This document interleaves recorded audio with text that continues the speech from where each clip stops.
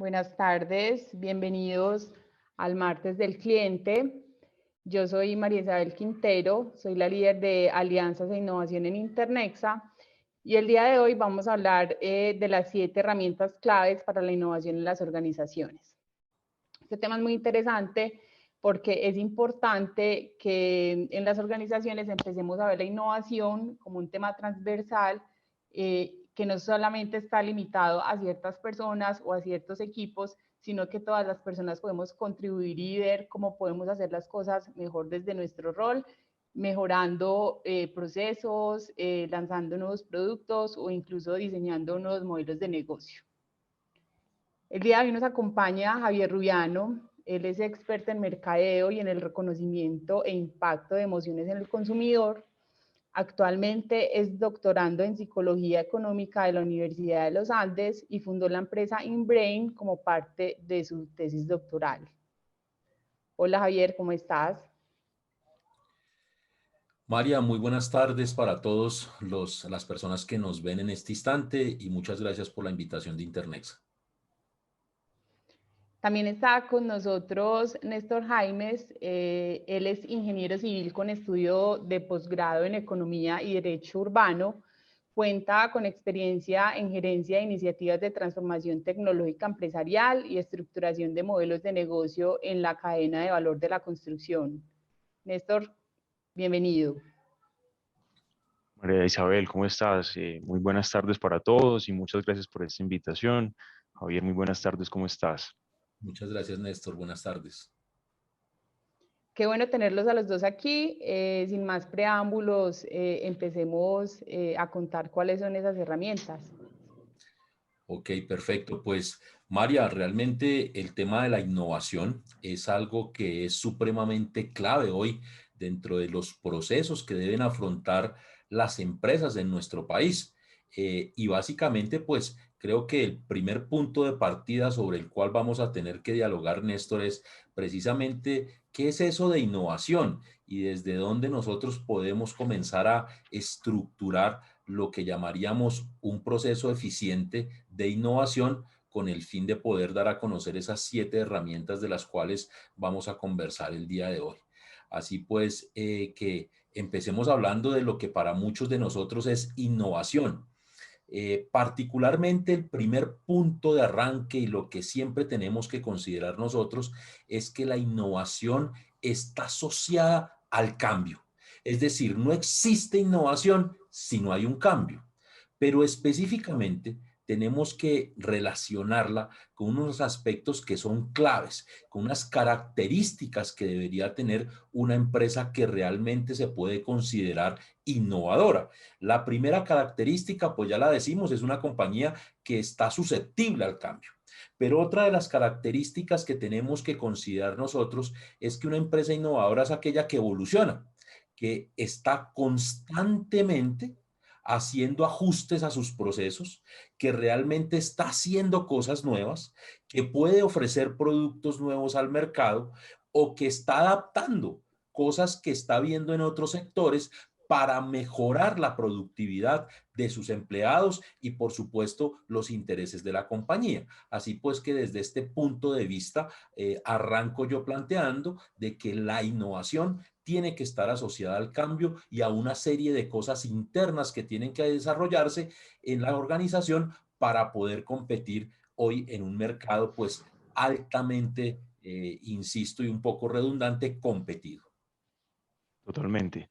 De acuerdo, Javier, y también el tema del cambio es que el cambio cuesta típicamente. Hay que hacer esfuerzos, hay que hacer, digamos, generar ciertas presiones en las organizaciones y pues creo que siempre también no hay que perder de vista el para qué de ese cambio, que creo que es la motivación detrás de la cual pues puede formularse realmente una estrategia de innovación asertiva.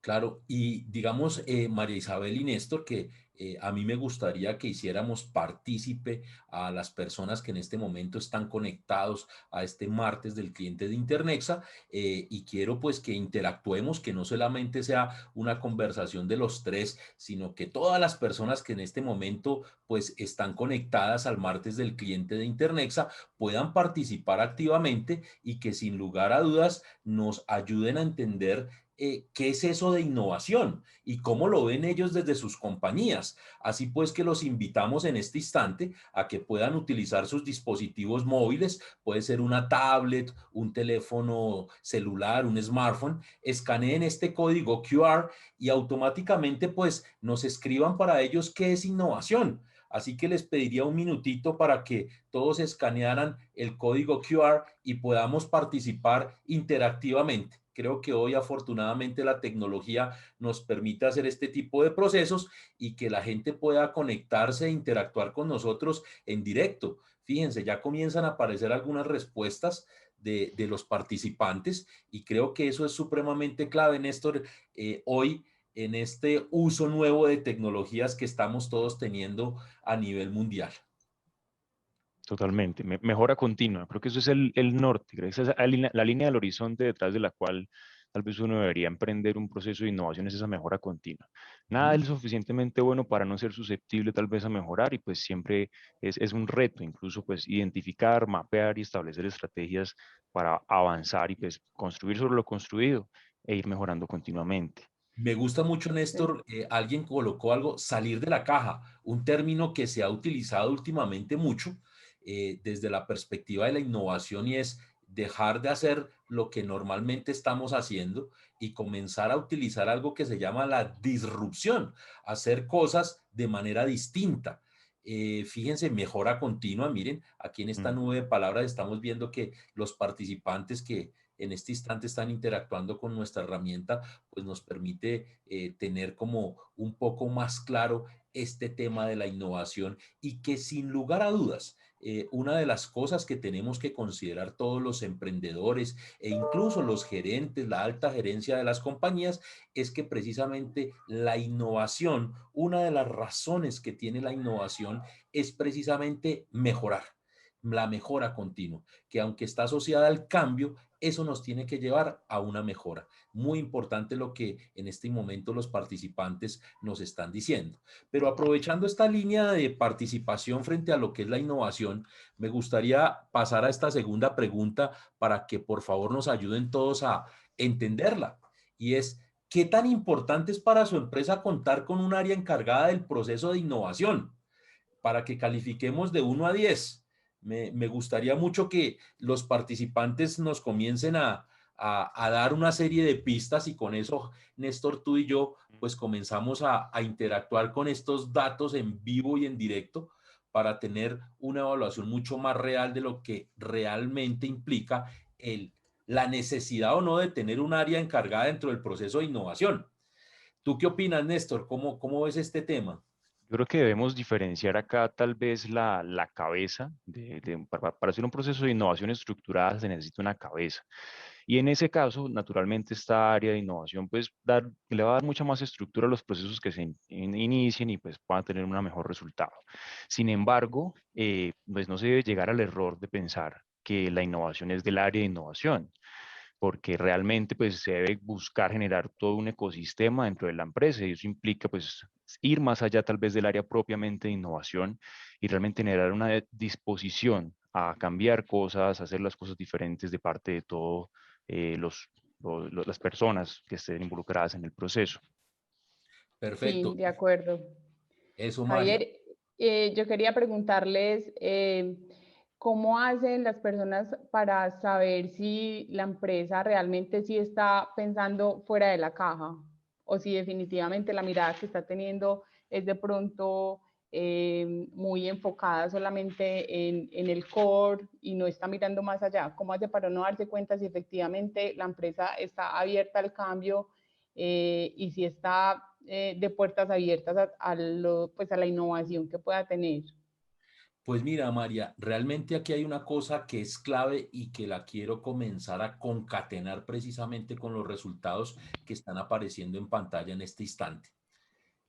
Es importante que hoy los empresarios tengan en cuenta que no es necesario que yo tenga un área encargada de innovación para hacer innovación. Pero ¿qué sí es importante? Que el dueño de la empresa, el gerente general, sea ese sponsor que ayude a todos sus empleados a trabajar en innovación.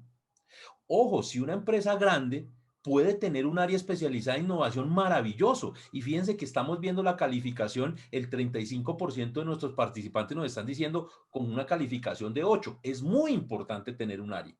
Pero para las empresas medianas y pequeñas, creo que es más la voluntad de la gerencia general, la voluntad que pueda tener el dueño de la empresa de permitir que los empleados puedan adoptar el cambio como una forma de mejorar internamente en la compañía.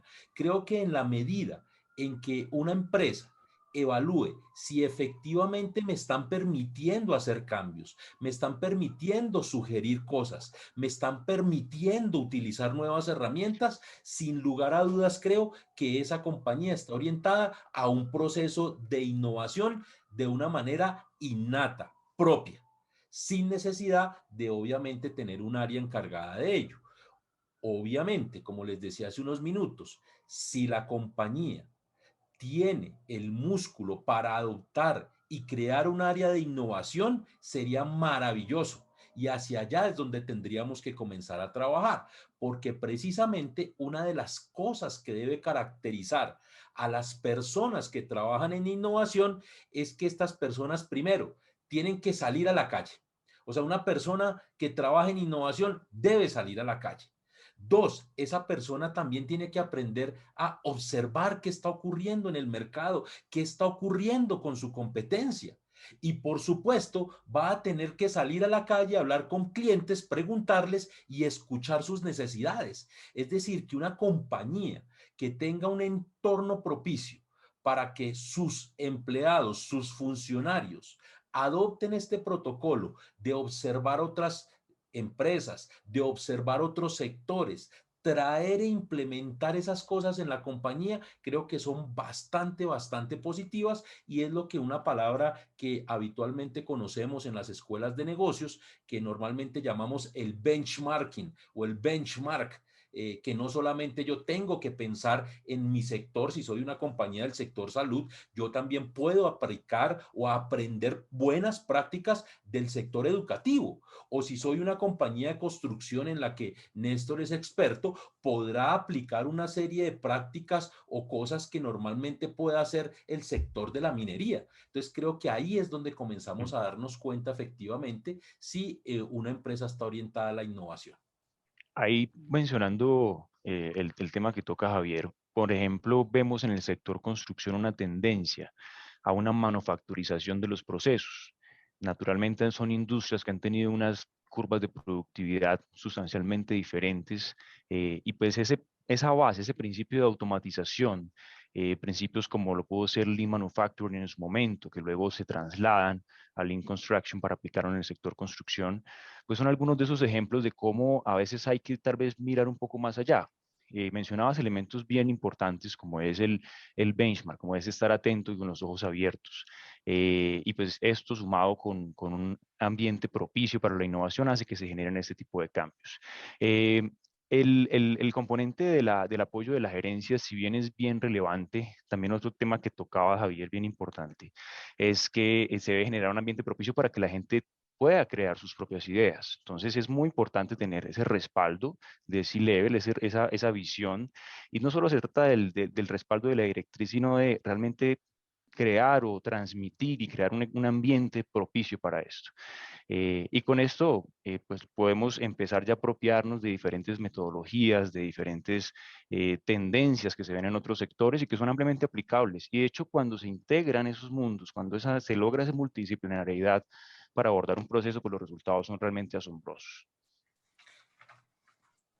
Con base en eso, yo creo que podemos hablar, María y Néstor, sobre esa primera herramienta, la primera de las 7 herramientas de las que hablaremos hoy, y es precisamente esta que tiene que ver con la vigilancia tecnológica o lo que habitualmente se conoce como inteligencia competitiva.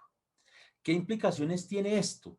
Realmente la vigilancia tecnológica y la inteligencia competitiva es un proceso que en muchas de las organizaciones los ha asumido el área de estrategia o el área de mercadeo.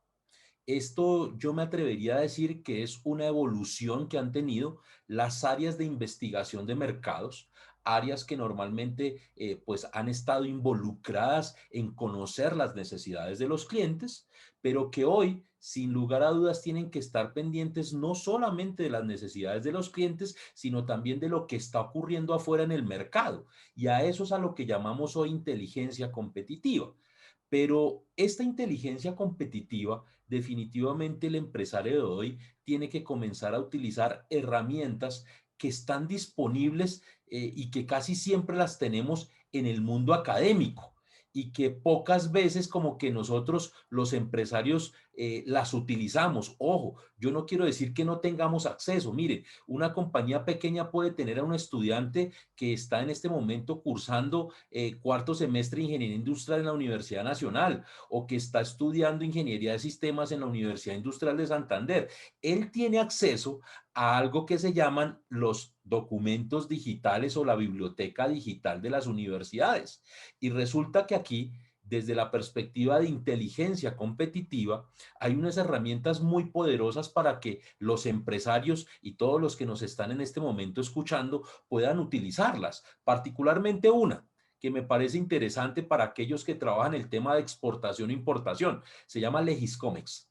Una compañía colombiana que se llama Legis desarrolló un portal que se llama Legiscomex, al cual desde cualquier universidad del país pueden acceder de forma, pues voy a decir gratuita, porque tienen a un estudiante y que van a poder saber qué están importando, qué están exportando sus competidores, a qué precio lo están trayendo, de dónde lo están trayendo, en qué volumen y poder comenzar a identificar, por ejemplo, oportunidades de mercado frente al abastecimiento o desabastecimiento de una materia prima en particular. Así pues que yo creo que desde la perspectiva de la inteligencia competitiva, hoy en Colombia tenemos herramientas que sin lugar a dudas nos ayudan precisamente a monitorear no solamente lo que está ocurriendo con el mercado, sino también con nuestros competidores. En esa misma línea encontramos, por ejemplo, una base de datos que se llama Passport, que es supremamente clave y se puede utilizar desde cualquier biblioteca de universidad. Otras ya un poco más especializadas como EMIS Pro, que son herramientas que nos ayudan a este proceso de vigilancia tecnológica e inteligencia competitiva.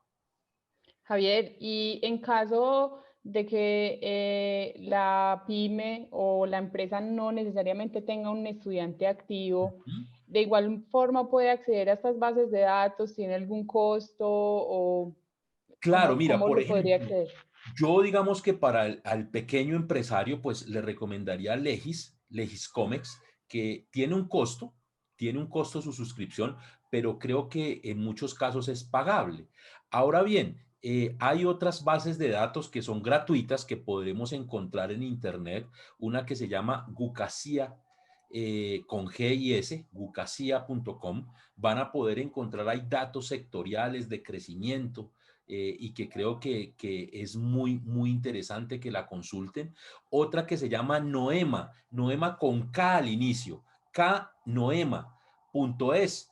Estupenda base de datos gratuitas en donde tenemos los datos a nivel de PIB, crecimiento de industria, nos permite hacer hasta comparativos, María Isabel.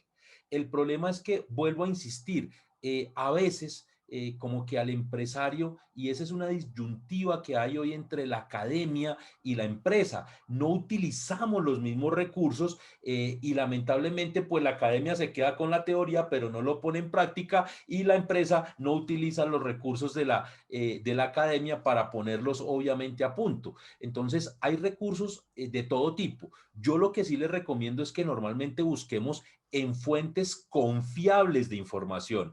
Este tema de la vigilancia tecnológica debe ser con algo que llamamos en el mundo académico la fuente, de dónde sacaste ese dato y que por favor no sea de Google, porque Google es una herramienta maravillosa, no lo niego, pero por lo menos a veces diría, búsquela en Google Scholar para por lo menos tratar de tener algo que sea un poco más serio y que no sea lo que llamaríamos fake news, porque hay muchas cosas que encontramos en Internet y ahí podemos tener inconveniente, María Isabel. Súper, muy claro. Totalmente. También creo que el alcance, la cantidad de datos que hoy por hoy se tienen hace que el proceso pueda ser mucho más rico de lo que pudo haber sido antes. Entonces, se vio, digamos, con la coyuntura internacional se reforzó pues la importancia que tiene esta gran cantidad de información que proveemos todos los días y que está disponible en, en redes. Creo que es un tema de filtrar bien, como dice Javier. Tal vez aproximarnos en Google pueda ser una buena primera idea para tener tal vez un concepto básico, pero ya cuando empezamos a hacer una estructura, un proyecto, empezamos a formular unos objetivos, debemos tener un benchmark pues mucho más juicioso y ahí la academia pues lo ha hecho de forma muy interesante.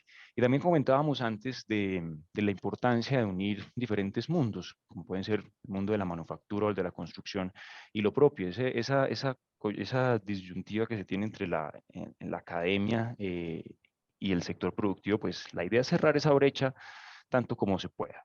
Es un ejercicio enriquecedor además, tanto para la gente que se está formando como para las compañías. Entonces, es una ventana de oportunidad también. En muchos casos, incluso la formulación de proyectos de investigación puede aplicar a algunos beneficios tributarios si se quiere. Entonces, es toda una cascada de beneficios la que se tiene con la implementación y unir esos dos mundos de la academia y del sector productivo. Perfecto. Ahora, miren, me parece importante que pasando a esa segunda herramienta, hablemos un poco sobre la previsión y la prospectiva tecnológica. Creo que aquí Internexa es uno de esas empresas que lo pone a pensar a uno mucho de cara al futuro. Y cuando uno habla precisamente de prospectiva, pues efectivamente nos estamos imaginando escenarios. ¿Qué va a pasar? Y creo que aquí desde la perspectiva tecnológica, yo sí quiero ser muy claro y no es tener los últimos computadores, tener el último smartphone, no. Cuando hablamos desde la perspectiva y previsión tecnológica, estamos hablando un poco más de qué va a pasar desde el punto de vista científico hacia adelante, qué cosas se están desarrollando, qué nuevas tendencias. No sé, Néstor, si todavía uno sigue construyendo los edificios con pitica y yo no sé, se llama ploma, o si ya tenemos software que nos ayuden a hacer eso, pero creo que en la perspectiva tecnológica tenemos que mirar un poco más hacia adelante y obviamente fundamentarnos en lo que tiene que ver con la ciencia y la tecnología. Afortunadamente en nuestro país creo ya el Ministerio de Ciencia y Tecnología, que eso ya es una cosa supremamente importante, pero también tenemos que hablar un poco de la economía y de la sociedad. ¿Cómo cambiará o qué cambiará en la sociedad en los próximos años? Y creo que ahí es donde tenemos el gran reto, los empresarios, de imaginarnos esos futuros cercanos y con base en ello comenzar a ir ajustando la maquinaria para obviamente estar a tono dentro de 4 o 5 años.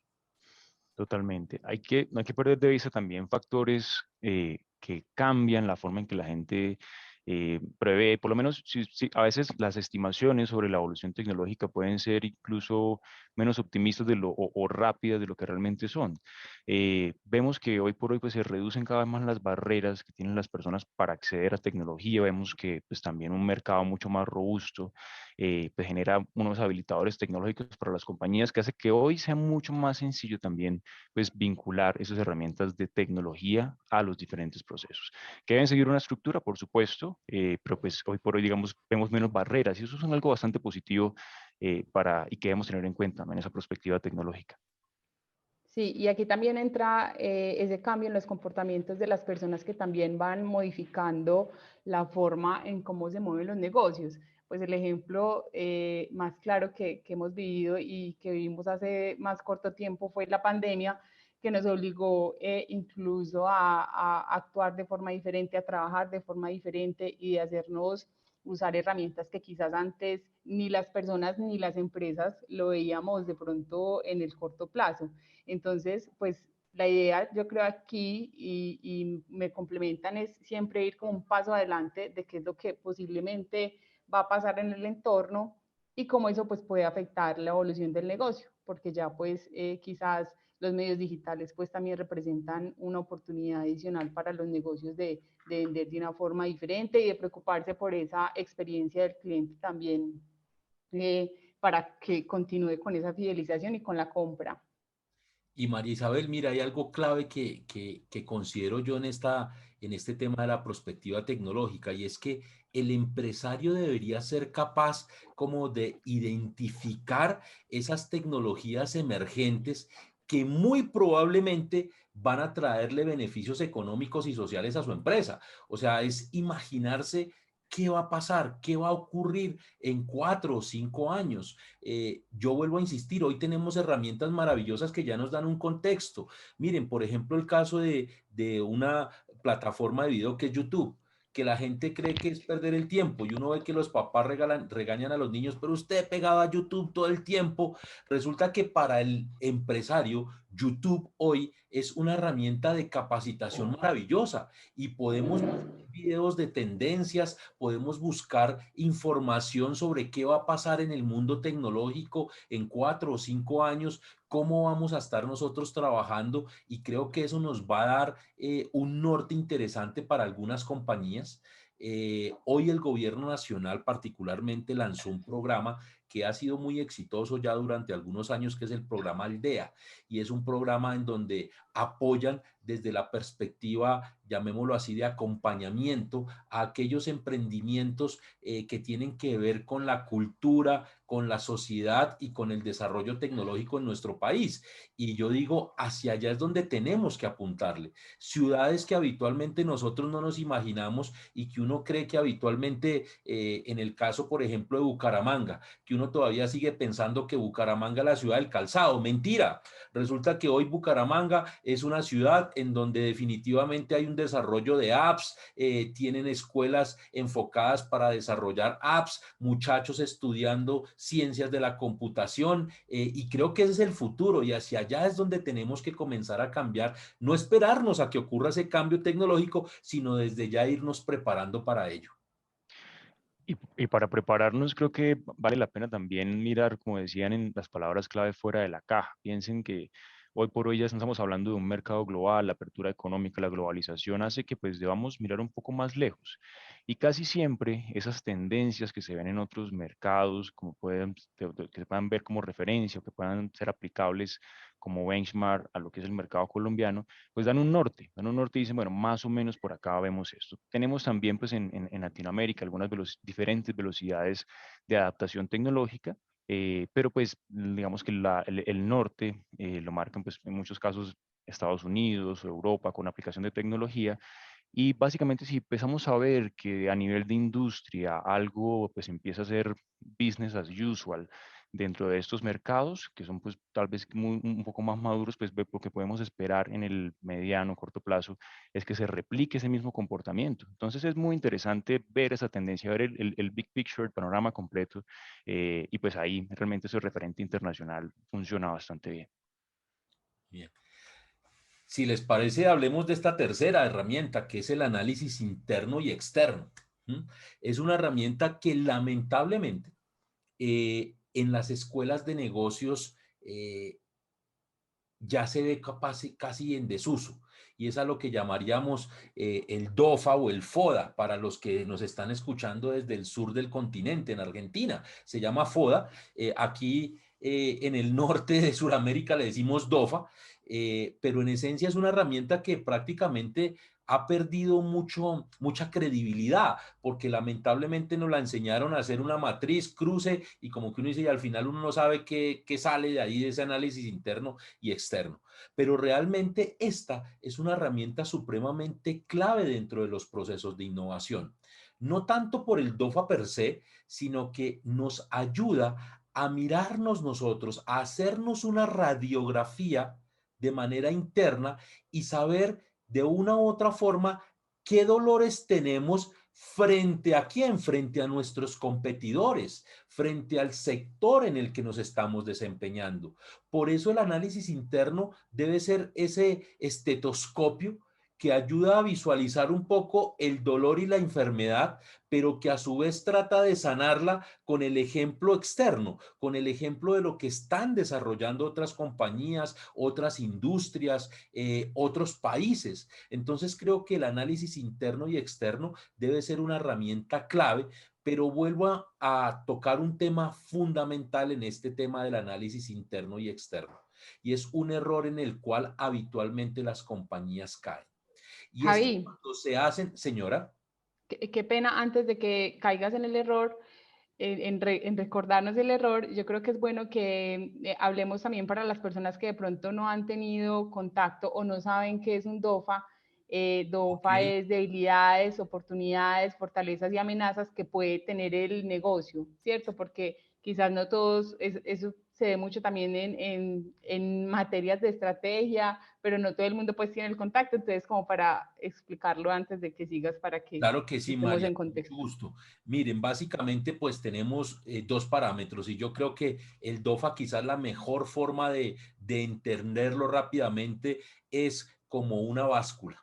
Una báscula en donde en un lado tenemos nuestras debilidades y fortalezas y en el otro lado tenemos nuestras amenazas y oportunidades. Básicamente lo que queremos saber es hacia dónde se está inclinando esta báscula y eso nos va a permitir tener una orientación estratégica.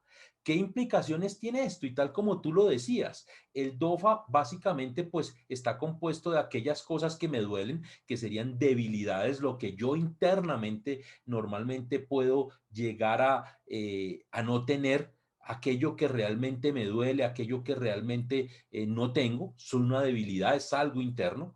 También mis fortalezas son internas, aquellas cosas que yo realmente en las que me siento fuerte. Y lo externo tiene que ver con las oportunidades y con las amenazas. Normalmente los empresarios tienen que hacerse esta evaluación y habitualmente se hace en equipo, un grupo interdisciplinario de personas que hacen este análisis interno y externo. Pero ¿cuál es ese problema que tenemos aquí? Que habitualmente el líder de la organización influye de manera negativa en el análisis interno y externo. Y cuando digo de manera negativa es que es palabra de Dios lo que diga el gerente general, lo que diga el vicepresidente, lo que diga el director de un área y lamentablemente castra un poco este proceso de innovación que es muy rico, pero que habitualmente simplemente por el poder que ejerce sobre una compañía, ese análisis se ve recargado básicamente por las ideas y pensamientos que tiene el gerente. Entonces creo que ahí es donde vamos a tener que trabajar todos en que el análisis interno y externo, particularmente el interno, se tiene que hacer de una manera muy, muy objetiva, permitiéndole a los empleados opinar para bien y para mal y obviamente discutir en franca lid los problemas que una organización pueda tener con el fin de sacarle mayor provecho a estos análisis internos y externos. Totalmente. Y también creo que es un tema de la línea base que se puede establecer basado en ese análisis que se hace pues de las condiciones de la empresa. Cuáles son tal vez los puntos fuertes, cuál es la brecha que realmente me falta para dar ese salto y llegar a esa innovación. Si pensamos en la innovación como un proceso estructurado, con unas métricas que son alcanzables en un periodo de tiempo y tal vez no como un proceso tan eh, gaseoso, sino como algo un poco más sólido, pues definitivamente necesitamos un plan de ruta, unas acciones que vamos a desarrollar, que estén estructuradas en un tiempo, y para eso ese análisis, esa línea base, digamos, de dónde estamos, es bien importante. Y la objetividad absolutamente necesaria, porque en muchos casos también podemos ser tal vez o tener algunos sesgos para estas autoevaluaciones, sobre todo cuando tenemos que identificar los puntos de dolor. Pero no reconocerlos, pues va a permitir que ni siquiera se plantee la conversación en torno al tema. Entonces, si bien en ciertos casos puede ser complicado conversar de estos temas que representan puntos de dolor, ahí es donde tiene que empezar la conversación. Cuando tengo bien definido el punto de dolor y a dónde quiero llegar, puedo planear, puedo hacer una planeación inversa basado en la línea base, identificar esa brecha y ejecutar un plan para cerrarla. Muy bien, creo que vale la pena que participemos nuevamente con nuestra audiencia y que nos ayuden con esta pregunta que está apareciendo en la pantalla en este instante. ¿Cuáles de los siguientes elementos son claves para ser innovadores en una empresa? Creo que ya hemos dado algunos tipsitos, pero sí me parece interesante que todos comencemos a mirar un poco cuáles serían esos elementos claves que finalmente contribuyen a que una empresa pueda considerarlo y pueda utilizarlo de una manera mucho más ágil y efectiva en los procesos internos o en la mejora de las cosas que habitualmente desarrollan en una compañía. Miren, aquí vamos, 75% estudio expectativas y necesidades de los clientes, ya comenzamos a interactuar más, estudio de satisfacción de clientes, nuevos computadores no nos apareció nadie, afortunadamente creo que es clave, ese punto es supremamente importante. Y miren cómo está ganando participación activa de empleados. Y era precisamente lo que tocábamos ahorita. Y está claro que decíamos carteleras, grupos y reuniones. Una simple cartelera puede ser un elemento fundamental para el desarrollo de innovación en una pequeña empresa. Miren que esto son cosas, a veces sí, hay metodologías.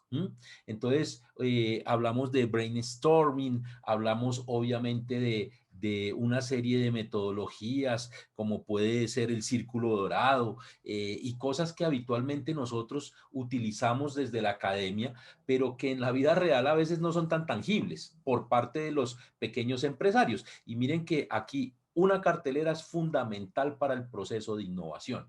De hecho, en este tema de la participación activa de empleados, me gustaría darles un ejemplo que muy seguramente varios conocen, y es la forma como Google distribuye el tiempo en sus desarrolladores. El 20% de su tiempo podrán dedicarlo a una actividad que a ellos les guste.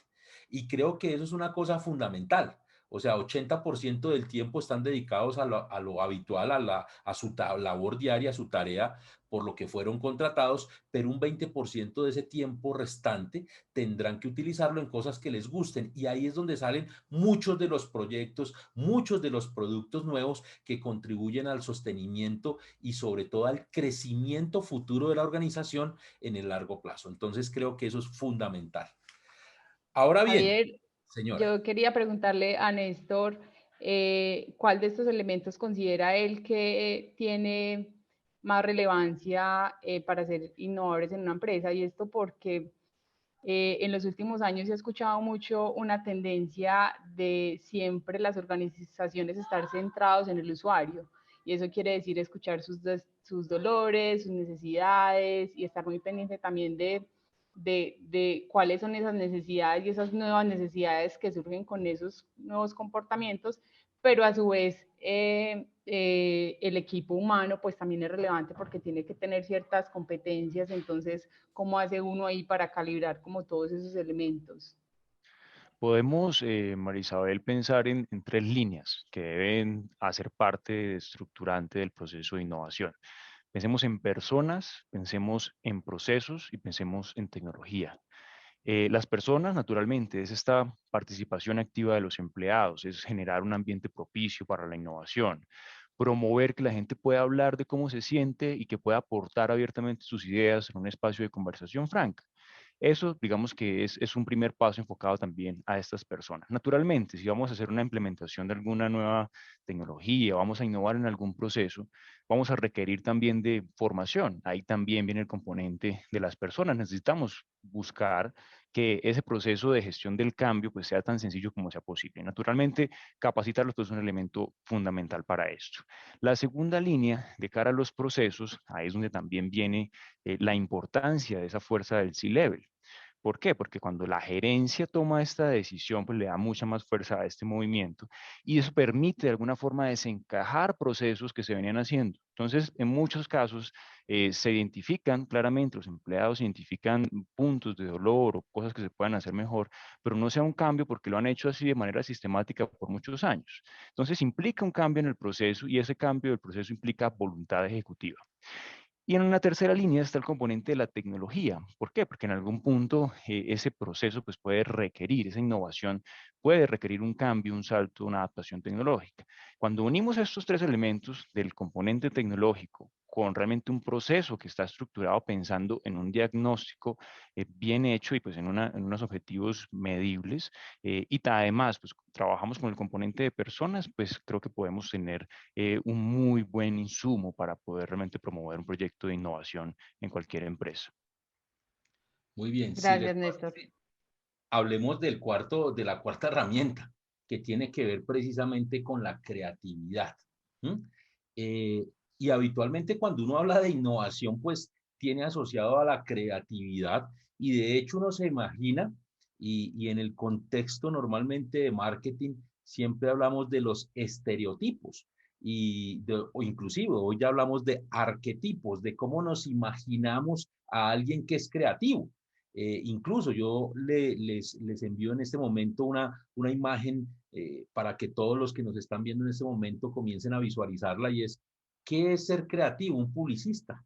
Entonces uno se imagina al publicista con el pelo largo, con un tatuaje, con un Mac, y uno dice, ese sí es creativo, pero si el creativo me llega con saco y corbata, como que uno dice, oiga, esto como que no me hace match, no, como que su creatividad no es tan buena. Entonces siempre tendemos a hablar de creatividad con la exageración, ¿no? O sea, nos vamos al tema de tenemos que crear algo súper, ultra, mega guau para poder ser creativos, y creo que no. Creo que la creatividad finalmente es un proceso que afortunadamente todos los seres humanos podemos desarrollar esa habilidad, pero lo que necesitamos son herramientas que nos permitan a nosotros trabajar la creatividad. Así pues que ahí creo que es el punto sobre todo tangible para que las empresas comiencen a cuestionarse si efectivamente están generando espacios para la creatividad o si simplemente no los están generando y deberían comenzar a pensar en buscar espacios, buscar actividades en donde se desarrolle esta creatividad en los empleados. Totalmente. Eh, el tema también, aquí yo creo que podemos empezar a involucrar también el ingenio. En muchos casos pueden haber soluciones realmente simples, ideas muy sencillas que pueden dar un giro que puede generar una transformación y hacer viables diferentes proyectos. Para poner un ejemplo, el uso en el sector construcción de planos es cada vez menor. Básicamente porque los flujos basados en papel pues tienen algunas restricciones a nivel de revisión. Una vez imprimimos un plano, el plano ya se quedó así, no podemos hacer cambios. Entonces, buscando mejorar esos canales de comunicación, pues se necesitan empezar a trabajar con información dinámica que pueda ser disponible en pantallas. De ahí viene un reto, por ejemplo, de, bueno, ¿cómo garantizo que pues, dispositivos móviles pues, puedan estar sin problemas en una obra llena de cemento, de tierra, de maquinaria pesada y demás? Y soluciones muy sencillas como una empresa de construcción en Medellín, donde logró resolver, por ejemplo, este particular con los estuches que se utilizan para los niños, porque también resisten golpes, también resisten polvo, también resisten agua. Entonces, es una solución muy económica que hizo viable el uso, por ejemplo, de iPads en lugar de usar planos físicos en ese proyecto. Entonces, es un poco el ingenio, tal vez. Probablemente en un contexto convencional no se le ocurriría que esto para proteger un iPad de un niño pues puede servir para aplicación del sector construcción. Entonces acá viene ese componente del ingenio. Y pues, ¿quién mejor para eso que las personas que realmente están dentro? Que probablemente han tenido incluso esas ideas, pero pues tal vez no han encontrado ese apoyo. Pues bueno, desde ahí es de donde vienen esos grandes cambios. Yo creo, Néstor, que hay una frase que a mí me pone a pensar en este instante, y es, ¿cuál es el mayor cumplido que uno le puede hacer a una innovación de una empresa? Y creo que el mejor cumplido que uno le puede hacer a una empresa es decirle, ¿por qué no pensé en ello? Mire eso tan fácil, yo por qué no, y yo me lo imaginé, pero no fui capaz de hacerlo. Creo que ahí es donde está el tema de la creatividad, que sea obvia, que sea sencilla, que sea simple, no algo elaborado y que nos tome mucho tiempo. Entonces creo que eso es muy importante, y esta es la cuarta herramienta que es clave que tengamos en cuenta. Ahora bien, mire, para que nuestra audiencia siga interactuando con nosotros, ¿con qué cosas al interior de la empresa en la que trabajan se suele asociar el proceso de innovación? ¿Con qué cosas creen que normalmente lo asociamos? ¿A qué cosas habitualmente lo relacionamos en las empresas en las que trabajamos? Para que por favor nos escriban y conversemos unos minutos sobre este aspecto, o la quinta herramienta que habitualmente es clave dentro de este proceso. Entonces, miren, la tecnología, y esta es una de las cosas que habitualmente vemos. Muchas de las compañías asocian innovación con tecnología, y ya hemos hablado que a veces no necesariamente van de la mano. Agregar valor muy interesante, proyectos muy interesantes, procesos diferentes, muy bien.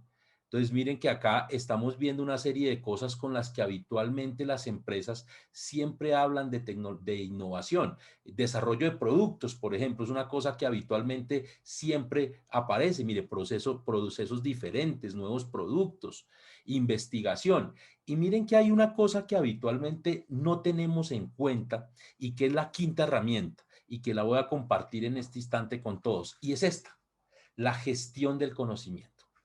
¿Cómo gestionamos el conocimiento al interior de nuestras compañías? Y esto creo que básicamente es clave, y tiene que ver específicamente cuando uno normalmente hace una embarrada en la casa, cuando uno es chiquitico, y la mamá le dice, se lo advertí, se lo dije y usted no hizo caso.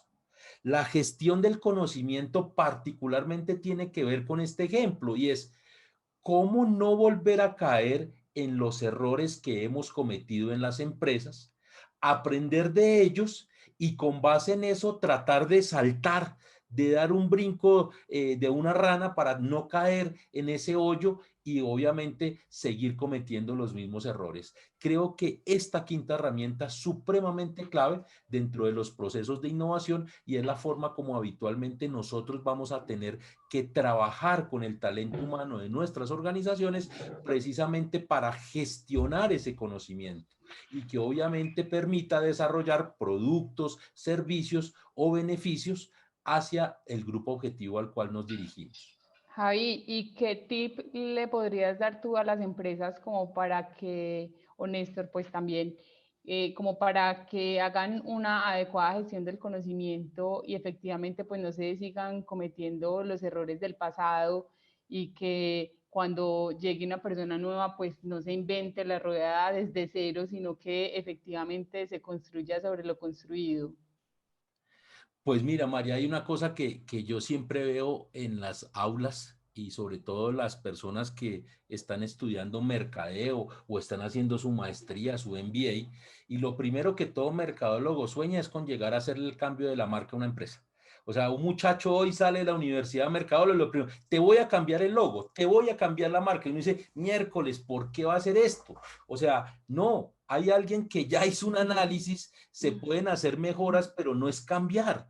Hay logos que llevan 80, 100 años y no han sido cambiados. Y entonces, ¿qué ocurre? Que la gestión del conocimiento, tal como tú lo estás diciendo, María, debe haber un repositorio, algo que nos diga, estas cosas las podemos cambiar, las podemos mejorar. Estas no porque son nuestra esencia, son nuestros valores. Y una de las metodologías que habitualmente encontramos en las compañías, particularmente en Estados Unidos y en Inglaterra se ve mucho, es que las oficinas están llenas de frases, frases alusivas a algo que nos invita a ser más eficientes, que nos invita a cambiar procesos, que nos transmite el valor organizacional. Y creo que eso es fundamental. Aquí las áreas de talento humano tienen una gran responsabilidad sobre la forma como se debe gestionar este conocimiento. Hoy, afortunadamente, con las aplicaciones online que tenemos, las que ofrece Internexa, en donde podemos obviamente capacitarnos todos, ver un video después, tener chats interactivos, son herramientas eficientes para la gestión del conocimiento y creo que ahí los empresarios indistintamente si es grande, mediana, pequeña, hoy creo que el uso de la tecnología, de aplicaciones como Teams, de aplicaciones como las que estamos utilizando hoy para saber la opinión de la gente, son mucho más fáciles de usar y más asequibles. Agregaría tres elementos claves para que puedo recomendar también desde mi perspectiva para poder gestionar ese conocimiento y no tropezarse dos veces con la misma piedra. Digitalizar, integrar para poder optimizar. ¿Digitalizar para qué? Porque lo que se busca es que también pues, la información me permita tomar decisiones ágiles, casi que en tiempo real, porque pues cada reproceso, cada vez que tal vez no tomo esa lección aprendida, estoy generando un sobrecosto, estoy generando pues un reproceso mismo dentro de la compañía. Entonces es bien importante poder tener esta información integrada. Si tengo tal vez una lección aprendida que no puedo digitalizar, no, tal vez se me complica hacer un proceso de analítica de datos para entender, validar cuáles son las tendencias, y pues esto complica o se mezcla también con un problema recurrente que son los silos de información. Entonces hay un área de la empresa que tiene una gran cantidad de información, en conocimiento y lecciones aprendidas, y hay otra área de la empresa a la que le servirían esas lecciones aprendidas y por ahí no se hablan o por ahí no tienen esa sinergia suficiente. Entonces, también reducir esos silos de datos, buscar integrar esa información que pues esté digitalizada para que sea más sencillo, permite que empezamos a tomar decisiones casi que en tiempo real, que realmente podamos tener una mayor maniobrabilidad con la toma de decisiones gracias a esa analítica de datos. Entonces hay una gran cantidad de datos, mejores formas de recolectarlas, mejores formas de analizarlas y pues esto nos da muchos insumos para tomar mejores decisiones. Claro que sí, muchas gracias, Néstor. Antes de pasar a la herramienta número 6, los invito a que si tienen preguntas las pueden ingresar al chat y les vamos dando respuesta a medida que vamos avanzando con el webinar.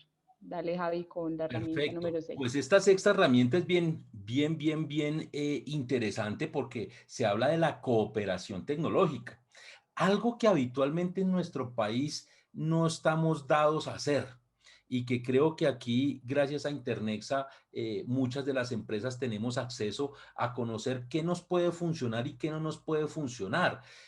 Lamentablemente en nuestro país, vuelvo a insistir en ello, las compañías no se comparten las buenas prácticas tecnológicas, salvo aquellas que pertenecen a grupos que ya están muy estructuradas, en donde normalmente podemos comenzar a compartir esas buenas prácticas que tenemos al interior de nuestras compañías, pero que a veces se hace de persona a persona. Es decir, no son las empresas las que hacen esa cooperación tecnológica, sino que habitualmente el ingeniero que estudió conmigo es el que me dice esta buena práctica, la utilizamos en la compañía tal y creo que tú la puedes utilizar. Hoy las grandes compañías tecnológicas están abriendo todos sus aprendizajes para que los empresarios obviamente puedan utilizarlas, pero creo que una de las grandes ventajas es que precisamente en Colombia hay muy buenas compañías de tecnología, de infraestructura, que le permiten a los empresarios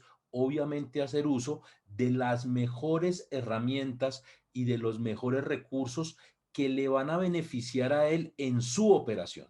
Entonces creo que eso es muy interesante, no pensar en que lo que le sirvió a él yo lo voy a copiar y lo voy a traer y resulta que al final termina siendo un fiasco, sino que prácticamente se requiere de una asesoría casi personalizada, casi a la medida para que realmente pues la empresa pueda interiorizar, pueda utilizar y efectivamente gestionar este mundo tecnológico que hoy en día pues prácticamente es la herramienta un número uno que estamos utilizando todos a nivel mundial. Esa cooperación tecnológica usualmente se da entre pares, es decir, entre empresas que sean del mismo sector y se puedan recomendar plataformas, equipos o cómo se da esa cooperación, de Pues dónde Maya, mira proviene. que cuando tú hablas de pares, efectivamente se dan entre pares personas, es decir, el gerente de sistemas A con el gerente de sistemas de la empresa B.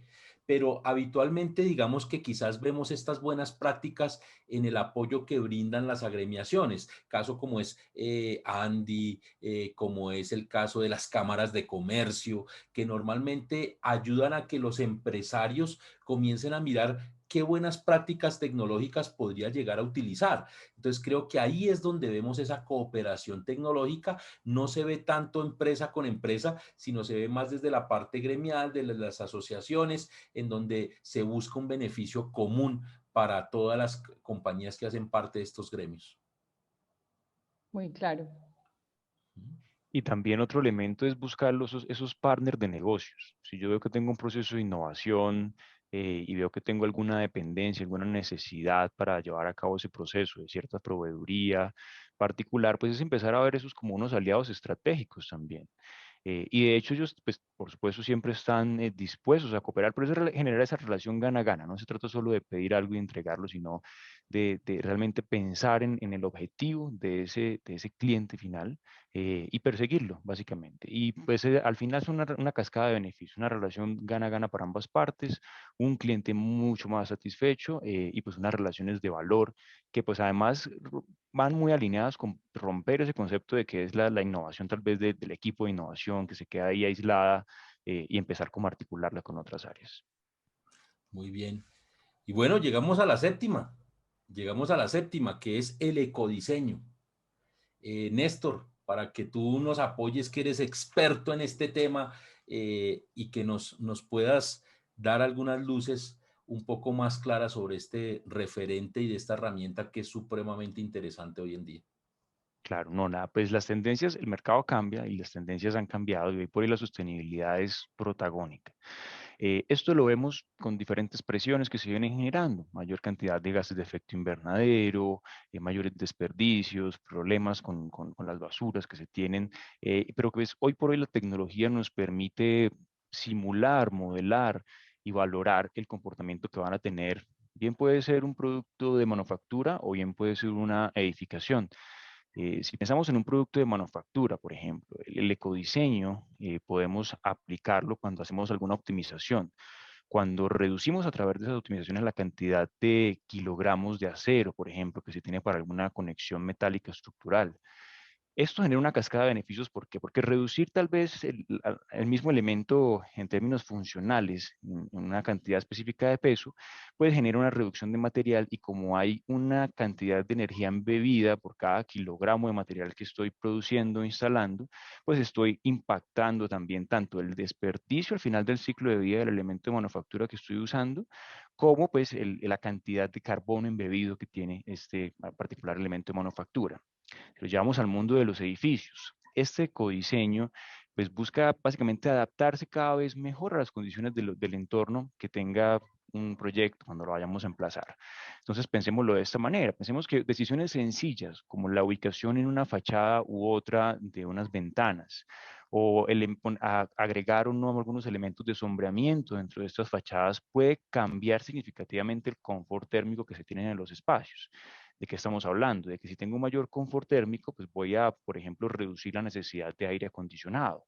¿Únicamente con qué? Con una buena planeación. Entonces, este componente de ecodiseño, pensando en ese segundo mundo de la construcción, pues también tiene que ver con esos espacios. Y además que, pues de nuevo, tenemos una cascada de beneficios hacia adelante. ¿Por qué?